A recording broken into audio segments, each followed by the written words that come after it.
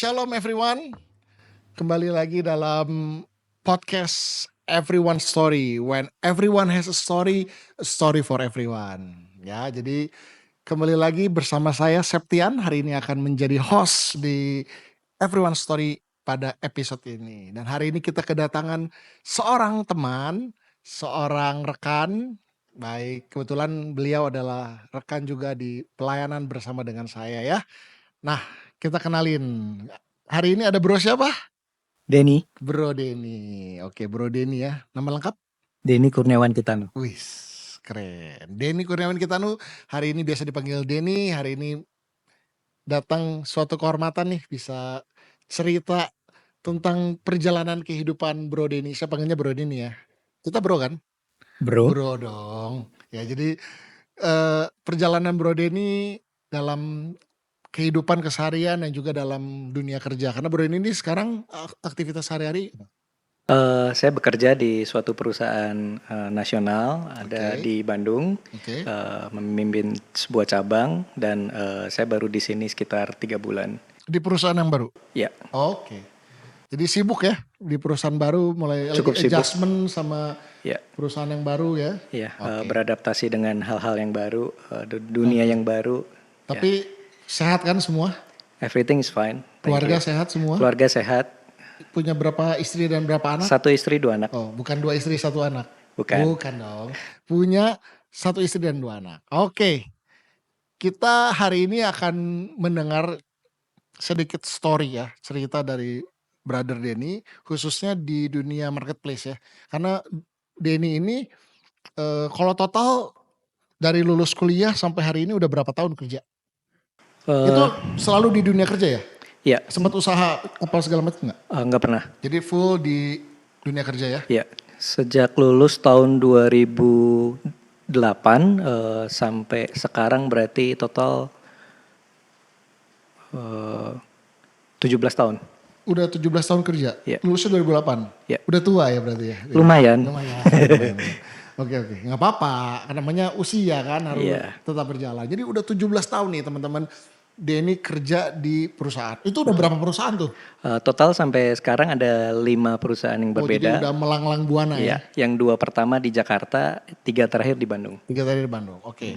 Jadi sebelum nanti kita cerita bagaimana Bro Denny bisa ada di perusahaan yang sekarang, yang baru ini, kan pasti ada story-nya tuh. Nah, jadi boleh ceritain nggak perjalanannya sekilas aja, dari tahun berapa aja Bro Denny kerja di ini, berapa lama, terus apakah ada sebuah cerita menarik, apakah mungkin waktu kerja, kenapa sih bisa sampai pindah-pindah, itu kan berarti kan mungkin apa, dapat offering yang menarik atau gimana tuh? Oke. Saya tuh punya prinsip sebetulnya untuk dalam karir semakin hari kita harus punya peningkatan karir. Oke. Jadi harus selalu menanjak. Jadi harus selalu ada pertumbuhan gitu ya? Betul. Oke. Dan memang saya mengalami itu dan di dari sejak lulus di 2008 saya langsung nyari pekerjaan di Jakarta, dapat salah satu perusahaan multinational company. Cuma karena saya nggak cocok dengan bidang yang saya kerjakan, makanya saya resign. Itu berapa tahun kerja di sana? Itu hampir 2 tahun. Oh, maksudnya nggak sesuai dengan background pendidikan gitu? Betul. Waktu itu saya sebagai IT, cuma saya nggak terlalu suka untuk bidang IT, makanya saya resign. Kalau Bro Denny sendiri, kalau gue boleh tanya, itu lulusan apa dulu? Saya lulusan teknik elektro. Wow. Cuma memang penjurusannya di komputer, jadi memang ada bersinggungan dengan dunia IT. Nah, kemudian dari perusahaan yang pertama ini saya keluar dan bergabung lagi ke perusahaan yang kedua sebagai sales untuk alat untuk supply ke migas, dunia migas. Dan di situ saya jalan 3 tahun dan saya mengalami pertumbuhan karir di situ. Dan kemudian ketemu istri saya kebetulan dari Jakarta.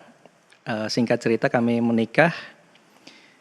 Kita putuskan untuk keluar dari Jakarta. Makanya saya coba cari-cari pekerjaan yang lain. Kenapa tuh kalau boleh tahu?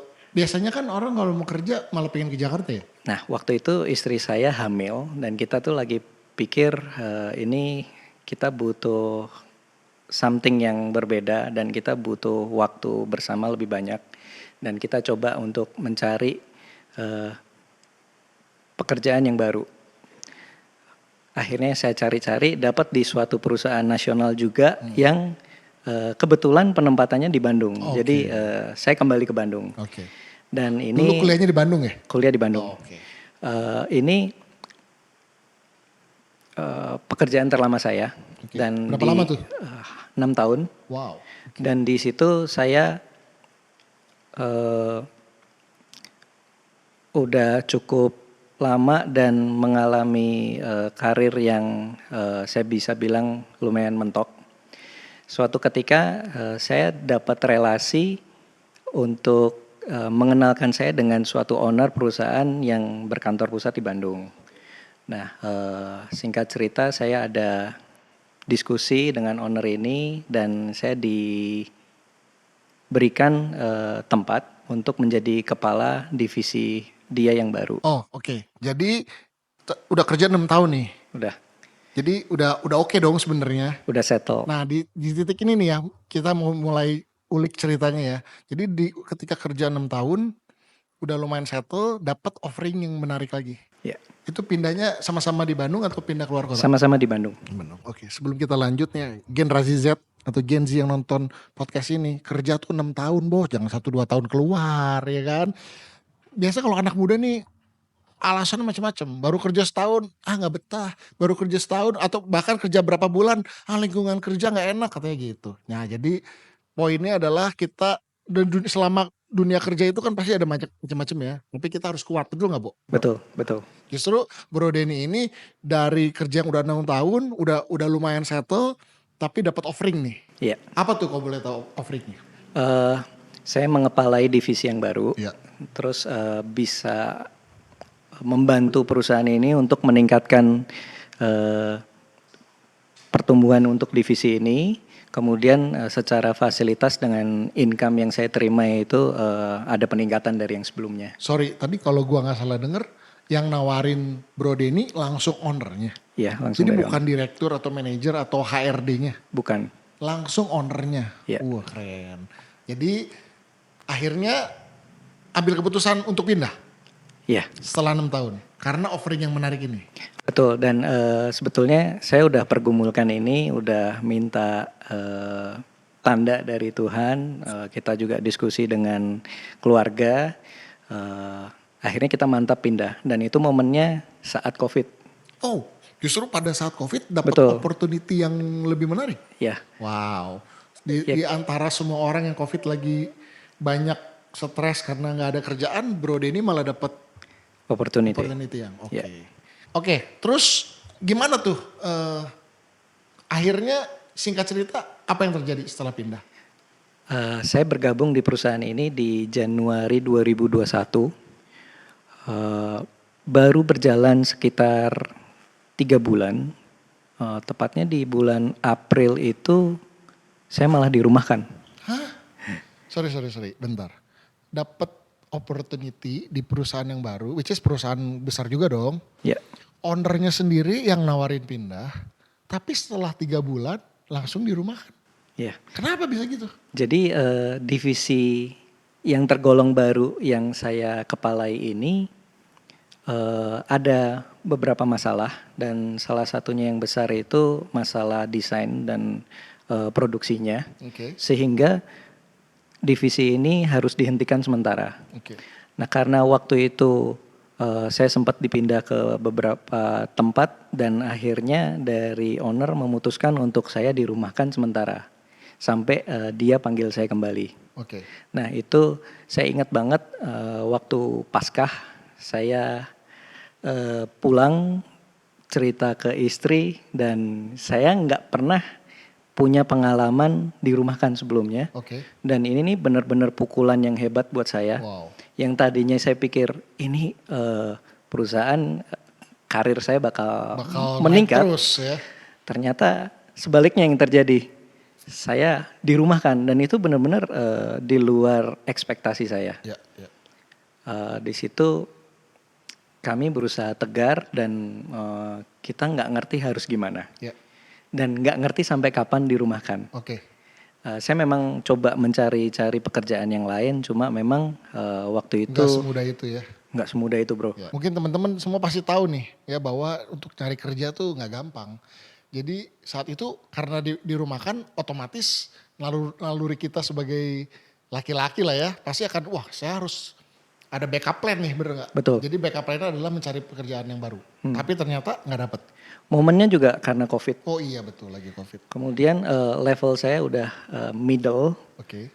umur saya juga kepala 3 itu Oh udah umurnya nggak muda-muda amat nggak alias muda-muda tua. amat. Jadi ya Oke. nggak semudah itu bro. Oke, nggak semudah itu orang bisa nerima di pekerjaan yang baru segala Iya. macam. Oke. Kalau boleh tahu saat itu berapa lama dirumahkannya? 1,5 bulan. 1,5 bulan saya Satu dipanggil setengah lagi. bulan digaji nggak? Enggak. Nggak digaji. Nggak. Berarti intinya ada saat itu skip dong. Skip. Jadi, nah ini menarik nih. Seorang laki-laki sebagai kepala keluarga yang punya istri dan 2 anak, kan udah biasa terima gaji nih. Tiba-tiba berarti ada 1 atau 2 bulan lah ya nggak digaji. Lah terus hidupannya gimana? Pasti jauh berbeda. Jadi pakai tabungan-tabungan apa gimana gitu? Boro-boro ada tabungan. Oke, oke. Dan intinya refinancing dari hal-hal yang kita bisa hemat, kita hemat. Hal-hal pembiayaan yang bisa ditunda, kita ajukan untuk ditunda. Ya. Kemudian pengeluaran-pengeluaran yang tidak penting harus dipangkas. Ya. Dan kita kan kondisinya juga nggak tahu sampai kapan kita dipanggil. Betul. Terus ya lebih banyak berharap dan berdoa kepada Tuhan. Nah, ini penting nih. khususnya Menggantungkan buat, semuanya buat Tuhan. betul. Sebagai kepala keluarga harus punya backup plan nih. Ya. Karena kita nggak tahu masalahnya ya. Saat itu kan bro nggak tahu kan harus sampai berapa lama. Iya. Untung 1,5 bulan ya. Tapi itu pasti menjadi 1,5 bulan terlama dalam kehidupan lu 1,5 ya. bulan terlama dan awalnya saya terpukul, cuma saya bersepakat sama istri, ayo kita bangkit, kita coba berusaha sekuat tenaga, kita mau cari apa yang kita bisa perbuat. Oke. Dan bersyukur Tuhan itu menyertai, hari-hari kita itu terlewati dengan baik dan tetap ada sukacita di rumah. Oke, puji Tuhan. Nah, pertanyaannya nih. Setelah 1,5 bulan, akhirnya apa? Dipanggil lagi atau gimana? Dipanggil lagi dengan divisi yang sama. Oh, nggak jadi bubar divisinya? Belum, Oke. tapi dengan harapan memang kita masih bisa bertahan di marketplace. Cuma nggak berlangsung lama, sekitar sebulan 2 bulan, memang akhirnya divisi ini harus totally stop. Oke, jadi bubar beneran. Bubar beneran dan kebetulan bos ngasih saya posisi di divisi yang lain yang udah settle sebelumnya. Jadi akhirnya yang tadinya Bro Denny sebagai kepala divisi lah ibaratnya di divisi yang baru ini sempat diusahakan untuk tetap bertahan tapi pada akhirnya perusahaan divisi ini dibubarkan beneran oleh bos. Ya. Dan akhirnya Bro dipindahkan ke divisi yang lain. Ya. Tetap sebagai kepala divisi. Sebagai ekor. Oh jadi untuk pertama kalinya mengalami proses yang gak hanya naik tapi tadi kan Bro bilang di kepala divisi kepala dong. Sekarang jadi ekor. Ya. Nggak jadi kepala divisi yang lain. Enggak. Oke. Pertama dan terakhir bro. Oke. Dan itu divisi ini saya berjalan dan bertahan. Saya coba jalanin dengan penuh ucapan syukur ya. Wow. Karena memang saat itu juga saya nggak ada pilihan lain. Iya. Dan owner bilang ini jalan terakhir buat kamu. Iya. Ini tempat terakhir, saya nggak bisa mencari-cari lagi tempat untuk kamu. Saya nikmati di situ dan pada prosesnya memang saya sambil mencari yang lain kalau memang saya bisa dapat yang lebih baik. Tapi belum ada. Iya. Dan pada prosesnya saya harus ngalami, saya jadi sering keluar kota. Saya jarang banget di Bandung. Oh di divisi yang baru jadi tugasnya harus pergi keluar kota? Ya. Oke. Jadi lebih mobile ya? Lebih mobile, area saya Jakarta dan Jawa Tengah waktu awal. Jadi misal minggu ini saya di Jakarta, minggu depan itu saya di Jawa Tengah, dan itu berlangsung terus menerus. Berapa lama tuh kalau boleh tahu kerja di divisi ini? Jadi eh, sempat kerja berapa lama di divisi yang baru ini? Gitu? Sekitar 3,5 tahun. Wow, oke. Tapi sebelum kita lanjut ceritanya nih, perjalanan Bro Denny pergi keluar kota, ada satu statement yang menarik tadi dari Bro Denny. Ketika dia dipindah dan mendapati bahwa ternyata kehidupan ini nggak berjalan sesuai dengan rencana lu ya bro. Ya. Kan lu bilang tadi, gua nih kalau kerja harus naik terus, harus progres terus, harus peningkatan terus, harus jadi kepala terus. Tapi kehidupan berkata lain dan membuat lu nggak jadi naik malah jadi turun. Ya. Dan tapi ada satu statement yang menarik tadi, Bro Denny bilang akhirnya dia memutuskan, sekalipun mungkin berat ya, memutuskan untuk tetap mengucap syukur sekalipun keadaan gak sesuai dengan rencana kehidupan lu. Betul ya? Betul. Karena memang segala sesuatu itu atas kehendak Tuhan bisa terjadi untuk kita. Dan pasti ada rencana yang indah. Nah, ada nggak nih rencana indahnya? Waktu itu belum kelihatan. Oh belum kelihatan. Belum kelihatan tanda-tandanya ya? Belum. Waktu dijalani saya ngelihat, kebetulan saya kan dari Semarang. Oh aslinya Semarang. Ya. Orang tua ada di Semarang. Okay. Nah waktu saya 2 minggu sekali pulang ke Semarang, itu memang momennya ketika ayah saya lagi sakit. Oke, sorry sebelum masuk ke sana. Jadi Bro Denny dalam akhirnya tugasnya tadi kalau nggak salah 1 minggu ke Jakarta, 1 minggu ke Jawa Tengah. Ya. Jawa Tengahnya ke Semarang. Base-nya di Semarang. Base Semarang. Berarti kayak pulang kampung dong? Pulang kampung. Jadi kerja sambil pulang kampung? Iya. Oh asik juga dong? Iya. Oke. Tapi masalahnya tadi bokap lagi sakit. Sakit apa kau boleh tahu? Tumor otak. Wah. Jadi divonis oleh dokter ada tumor di otaknya, nempel ke batang otak, dan itu buat kami sekeluarga itu sangat terpukul. Wow. Ayah saya ini aslinya perawakannya besar, sampai jadi kurus sekali karena penyakit itu. Okay. Dan hampir setahun lebih akhirnya dioperasi. Yes. Dan pas proses operasi juga saya masih bolak-balik Bandung Semarang tadi. Karena pekerjaan. Wow. Dan akhirnya saya juga bisa ikut nemenin. Puji Tuhan sembuh. Setelah operasi pulih dan sekarang normal, sehat. Udah sehat. Puji Tuhan. Tumor otak sekarang udah sehat lagi. Udah sehat. Lagi. Ya. Wow, keren. Kasih tepuk tangan. Editor kasih tepuk tangan yang meriah. Editor tolong munculin tanda tangan ya. Tepuk tangan. Dan itu semua anugerah bro. Wow. Saya nggak pernah mikir kok ya bisa saya dikasih area Semarang untuk pegang, yang saya bisa 2 minggu sekali pulang ke rumah untuk nemenin bokap. Tapi jujur gue tanya, waktu pertama kali lu harus menghadapi kenyataan pindah divisi, terus downgrade lagi. Ada gak sedikit aja kayak sedih atau kecewa atau kenapa kok gini Tuhan gitu? Sempet gak ada? Meskipun lu tadi bilang lu bersyukur.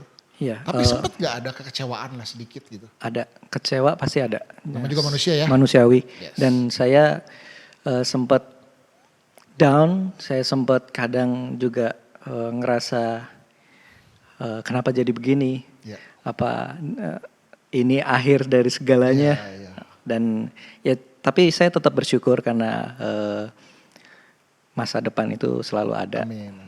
Kita tetap berharap sama Tuhan dan bersyukur juga yang diturunkan, yang di downgrade cuma titelnya, tapi secara income kan enggak. Oh, secara income enggak, jadi enggak. Cuma jabatannya. Yeah. Tapi ya bisa gitu, Tuhan luar biasa ya. Justru kalau bro nggak dipindahin belum tentu bisa pulang ke Semarang sambil kerja dan nemenin bokap yang lagi sakit kan? Iya. Wow. Oke.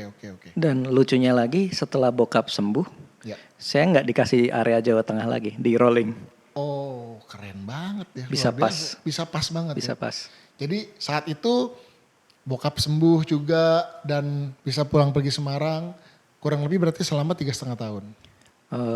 Ya intinya di bawah 3 tahun ini, berarti ya. 3 tahunan ya, di 3 tahun. Dan pada saat itu pasti bro berpikir bahwa kayaknya semua udah mulai stabil lagi, udah mulai oke lagi, udah mulai normal lagi salah satunya. Betul gak? Betul. Ada proses lagi gak setelah itu? Awalnya memang di saat kekecewaan saya itu saya mulai coba nyari, mungkin ini bukan untuk saya. Pekerjaan ini? Ya, Oke. karena saya ngelihat ke depannya juga mau bertahun-tahun lagi juga yang saya kerjakan cuma seperti ini, Oh, jadi mungkin lu merasa kayaknya bakal stuck nih di sini. stuck. Jadi selama 3 tahun lebih itu, meskipun di divisi yang baru ini, bro tetap berusaha untuk cari pekerjaan yang lain. Betul. Hasilnya? Perusahaan saya belum dapat apa-apa.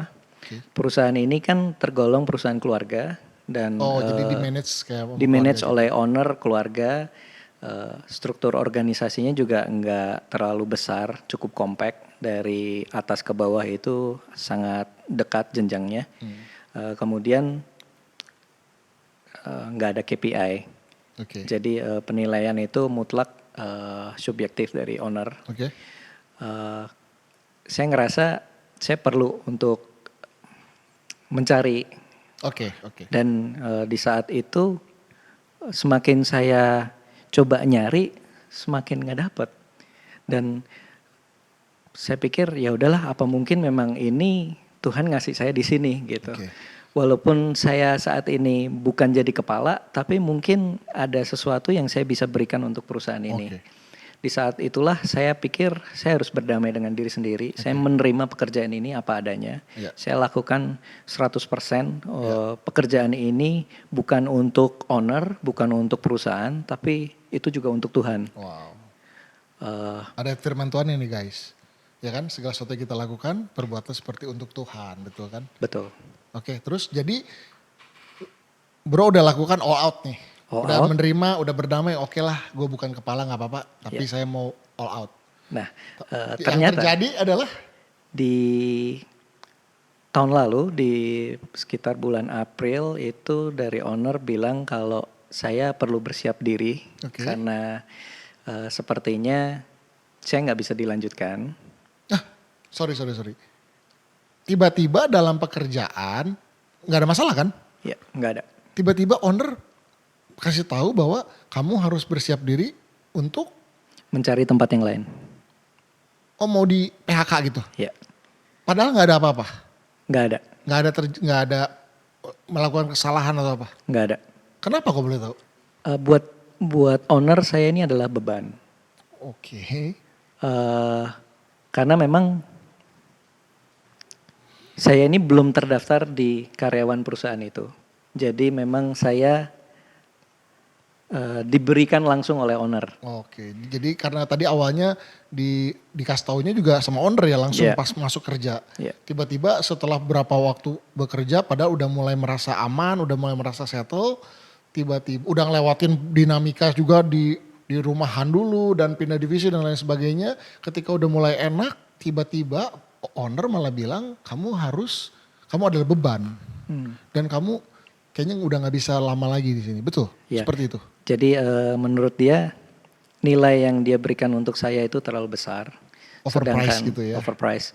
Sedangkan Pekerjaannya nggak sebanding.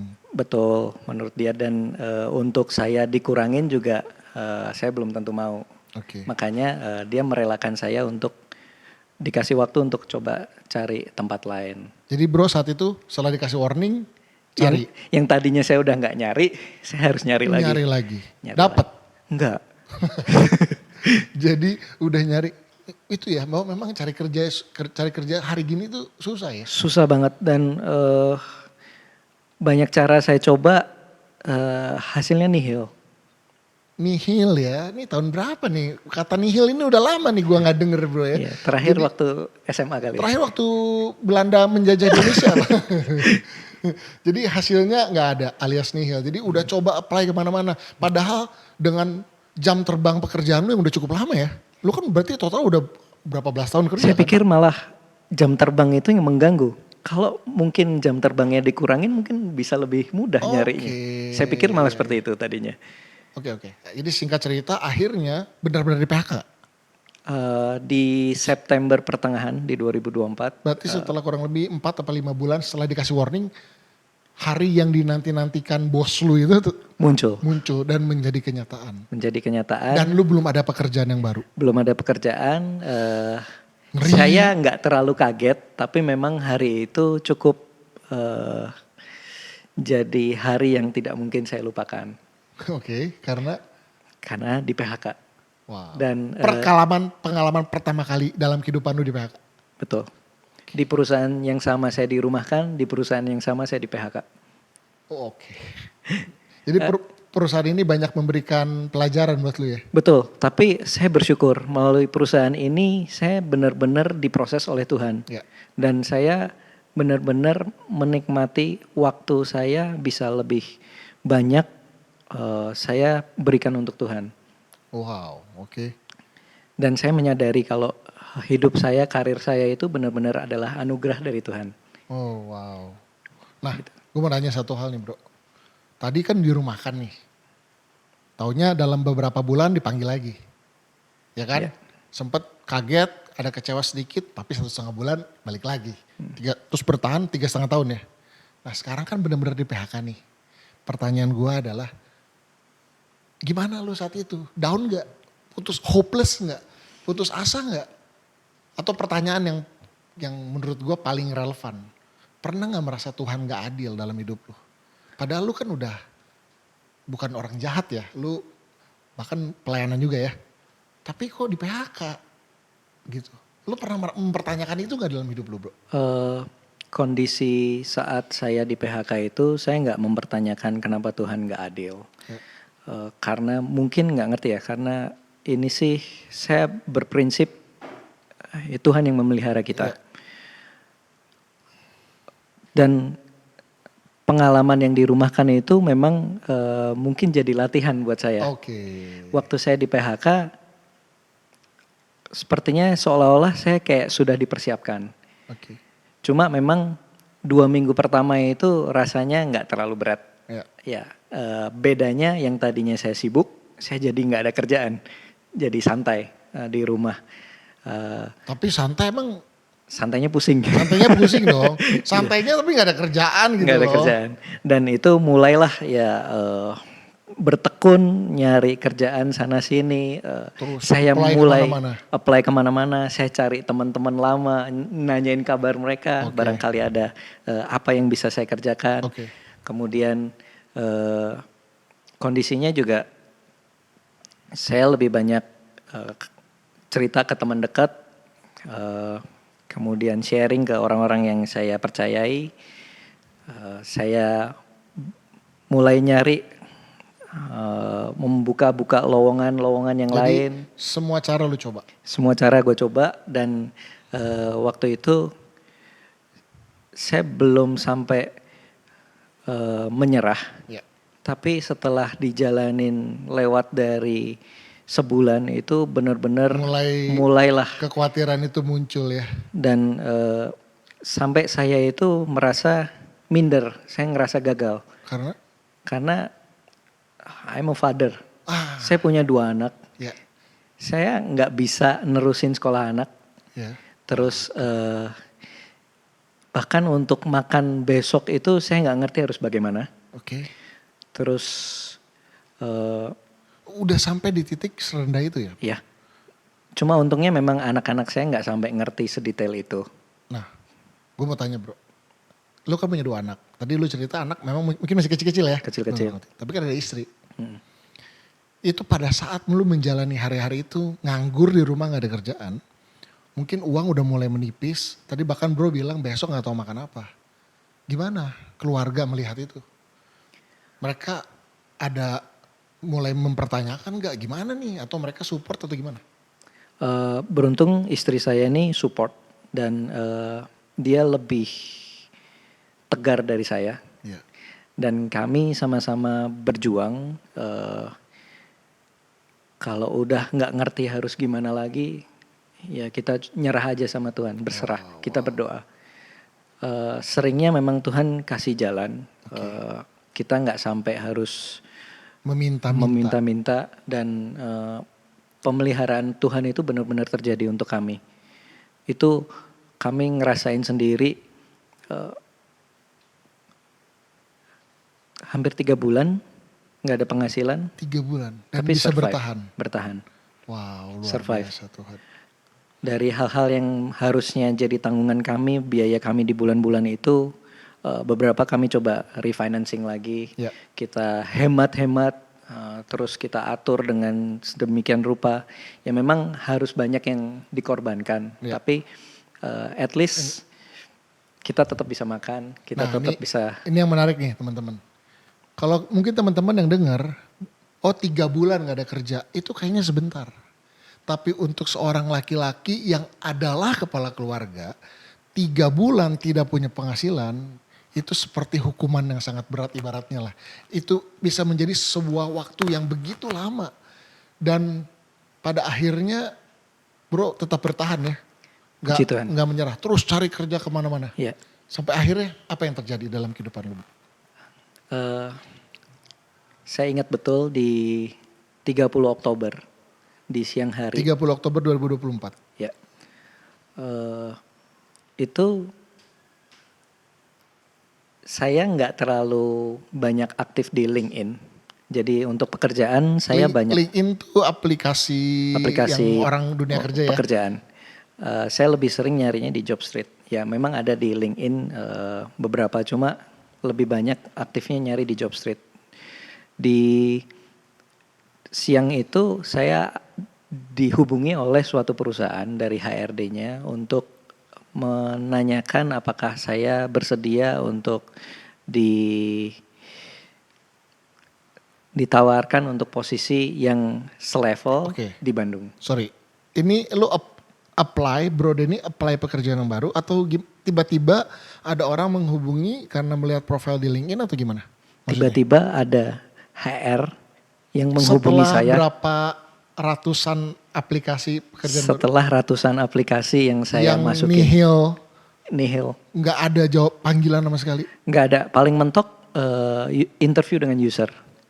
Tapi hasilnya nol semua. Nol semua. Udah ratusan, tapi tiba-tiba dengan ini berarti kan di luar kebiasaan ya maksudnya. Di luar kebiasaan. Tiba-tiba ada perusahaan, ini Bro Denny apply ke perusahaan tersebut? Enggak apply. Saya bahkan nggak tahu perusahaan itu. Tahu-tahu HR ini chat di LinkedIn saya. Oke. Saya nggak ngerti kenapa. Padahal saya nggak terlalu update dengan profil saya di LinkedIn. Cuma saya di approach, saya bilang saya bisa. Dan ketika itu ya berlanjut dari interview dengan HRD, Zoom, kemudian interview dengan user, saya dipanggil ke kantor pusat di Jakarta. Kemudian prosesnya juga saya dipanggil lagi ketemu dengan owner, interview lagi. Sampai tanggal 2 Desember saya diterima di perusahaan ini. Jadi setelah 3 bulan tidak bekerja, hampir 3 bulan ya. Justru Tuhan bekerja dengan cara yang di luar pikiran kita ya. Yeah. Justru Tuhan bisa bikin, ini kan aneh ya. Gak masuk akal. Gak masuk akal ya. Betul. Jadi bukan justru dari yang kita apply, malah tiba-tiba orang gara-gara dari profile LinkedIn tadi, tiba-tiba dia menghubungi Bro dan tiba-tiba di interview kerja. Singkat ceritanya hari ini sudah diterima bekerja di perusahaan tersebut. Sudah bekerja 3 bulan. Sudah bekerja 3 bulan ya. Jadi poin yang mungkin hari ini juga buat teman-teman yang lagi denger ini ya Bro, bahwa kita gak boleh menyerah ya. Jangan menyerah. Jangan menyerah ya, karena kita gak boleh menyerah karena Tuhan itu baik. Dan seringkali Tuhan itu bekerja dengan cara yang gak masuk akal. Yeah. Jadi betul tuh bahwa Tuhan itu pembuat mujizatnya dengan cara yang gak bisa diselami sama pikiran manusia. Betul. Karena orang mungkin biasa kalau nganggur pikirannya saya apply kerja, dipanggil, diterima kerja.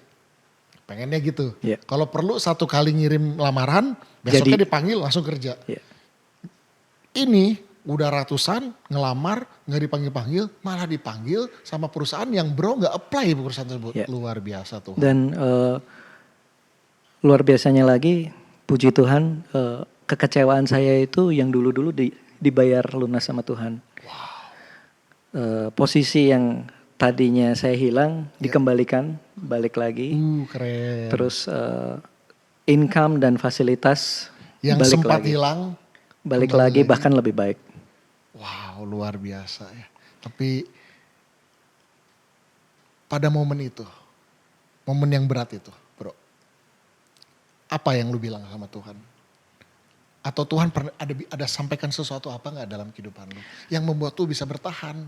Sebagai kepala keluarga, saya kebetulan kepala keluarga juga. Saya 3 bulan nggak berpenghasilan, itu stres sih gitu loh. Kok lu bisa nggak stres? Atau lu stres juga tapi lewat juga momen itu? Stres bro. Berat. Berat. Oke. Cuma memang nggak kelihatan ya. Nggak kelihatan. Di pengalaman itu saya memang banyak belajar dan sepertinya memang Tuhan itu mau memproses saya. Oke. Saya belajar bergantung sepenuhnya sama Tuhan. Saya sampai di titik Tuhan ini saya, ini hidup saya. Yeah. Tuhan mau apa dengan saya? Yes. Tuhan perbuat apa yang terjadi dengan hidup saya sesuai dengan kehendak Tuhan. Wow. Saya mau ngikut Tuhan aja. Wow. Saya nggak mau ngatur hidup saya sendiri. Yeah. Dan itu biarlah sesuai dengan rencana Tuhan. Jadi saya serahkan sepenuhnya dalam tangan Tuhan. Keren nih, ini namanya iman teman-teman. It's faith ya. Iman ini membuat seseorang bisa tetap percaya bahwa Tuhan akan tolong dia sekalipun belum kelihatan. Betul? Betul. Firman Tuhan kan ngomong gitu. Iman ini kan bukti dari sesuatu yang belum kita lihat. Dasar dari apa yang kita harapin. Semua orang pasti berharap masa depannya baik. Semua orang pengen hidupnya baik-baik aja, diberkati. Tapi masalahnya seringkali kita nggak bisa lihat itu. Teman-teman bisa bayangin 3 bulan gak kerja, nganggur, punya keluarga. Tapi masih tetap percaya bahwa Tuhan itu pasti tolong ya. Dan akhirnya benar Tuhan tolong kan. Tuhan tolong. Dengan cara yang di luar akal ya. Yeah. Wow, keren. Keren. Oke, jadi akhirnya Tuhan jawab semua. Tuhan tolong, Tuhan buka jalan di jalan buntu itu ya. Keren. Oke. Puji Sekarang saya mau, waktu kita udah mau habis nih Bro Denny. Tapi saya mau tanya gini. Apa pesan-pesan yang Bro mau kasih tahu buat teman-teman di luar sana yang mungkin sedang mengalami hal yang sama seperti Bro? Karena saya yakin pasti banyak hari ini teman-teman yang sedang bergumul di dunia kerja, baru di PHK atau lagi cari kerja susah banget. Ada pesan apa yang mau disampaikan? Buat teman-teman yang sempat ngalami kejadian yang sama, sedang membutuhkan pekerjaan, tetaplah semangat. Ya. Tetap cari Tuhan, mengandalkan Tuhan. Tuhan gak pernah tinggal diam. Amin. Dia punya waktu yang tepat untuk menolong kita. Yes. Dan gak pernah terlambat pertolongan Tuhan. Amin. Jadi tetap andalkan Tuhan dan sambil cari semua buka peluang yang ada, cari kesempatan yang baru. Sekecil apapun peluang yang didapat, kerjakanlah. Yes. Nah ini jadi teman-teman, dari cerita Bro Denny ini kita tetap harus melakukan usaha bagian kita ya. Kalau tadi lihat Bro Denny udah coba ke ratusan perusahaan loh. Tapi justru Tuhan bisa bikin. Tapi bisa jadi kalau Bro Denny menyerah dan gak mencari, bisa aja peluangnya gak datang kan. Iya. Jadi kita tetap harus berusaha apapun yang kita bisa. Dan jangan lupa kita gak boleh menyerah. Karena Tuhan tepat pada waktunya pasti akan tolong kita. Amin ya. Amin. Jadi untuk teman-teman yang sedang mengalami pergumulan ini harus tetap semangat ya. Semangat. Ada ayat firman Tuhan gak yang menjadi rema nih, yang menjadi kekuatan pada saat itu dalam kehidupan Bro Denny? Saya pegang ayat Filipi 4 ayat 13. Wih, Filipi 4 ayat 13. Segala perkara dapat kutanggung di dalam Dia yang memberikan kekuatan kepadaku. Keren. Jadi segala perkara, segala, judulnya juga segala ya, bukan cuma 1-2 perkara teman-teman, tapi segala perkara dalam kehidupan kita bisa tanggung semua di dalam Tuhan yang memberikan kekuatan. Karena tanpa kekuatan dari Tuhan kayaknya gua sih gak bisa sih ngelewatin itu semua Bro. Bener Nggak gak? bisa, pasti udah game over dari dulu. Karena masalahnya kepala keluarga ini loh. Iya. Kalau mungkin kita hanya bukan nggak punya tanggung jawab apa-apa gitu ya. Masalahnya punya istri, punya anak. Nah itu berat ya. Aduh, kebayang gue jadi kalau saya di posisi itu wah gitu. Tapi firman Tuhan tadi bilang segala perkara dapat kutanggung dalam Dia yang memberikan kekuatan kepada kita ya. Oke, teman-teman, luar biasa banget nih cerita dari Bro Denny hari ini. Semoga buat teman-teman yang sedang mengalami pergumulan, sedang mengalami masalah dalam kehidupan, khususnya di marketplace atau di dunia kerja. Hari ini kalau teman-teman udah dikasih kesempatan buat bekerja, tapi mungkin merasa gak nyaman, aduh cari kerja susah guys. Jadi apapun yang sedang kita hadapi harus tetap semangat, harus tetap percaya bahwa Tuhan pasti tolong. Untuk teman-teman yang belum sedang bergumul, belum punya kerja, atau baru mungkin kena musibah PHK, hari gini lagi zaman nih PHK di mana-mana ya. Semoga cerita Bro Denny tadi bisa menjadi kekuatan buat teman-teman. Dan firman Tuhan tadi di Filipi 4:13, semoga bisa menjadi kekuatan ya. Segala perkara dapat kita tanggung dalam Tuhan yang memberikan kekuatan kepada kita. Bro Denny sekali lagi terima kasih banyak. Thank you. Sudah datang ke Everyone Story ini. Ceritanya sangat memberkati kita semua. Semoga cerita Bro Denny boleh menjadi berkat buat semua teman-teman yang ada di rumah dan dimanapun yang menyaksikan podcast ini. Amin. Thank you ya bro. Thank you. Buat teman-teman yang juga mau sharing pengalaman, mau cerita tentang pengalaman hidupnya, boleh DM Instagram Aruna 3PM. Dan kita mau terus dengerin kesaksian dari banyak teman-teman yang lain bahwa everyone has a story dan story-nya juga a story for everyone teman-teman. Oke? Sampai di sini aja podcast kita hari ini. Thank you. Tuhan Yesus memberkati. Bye-bye.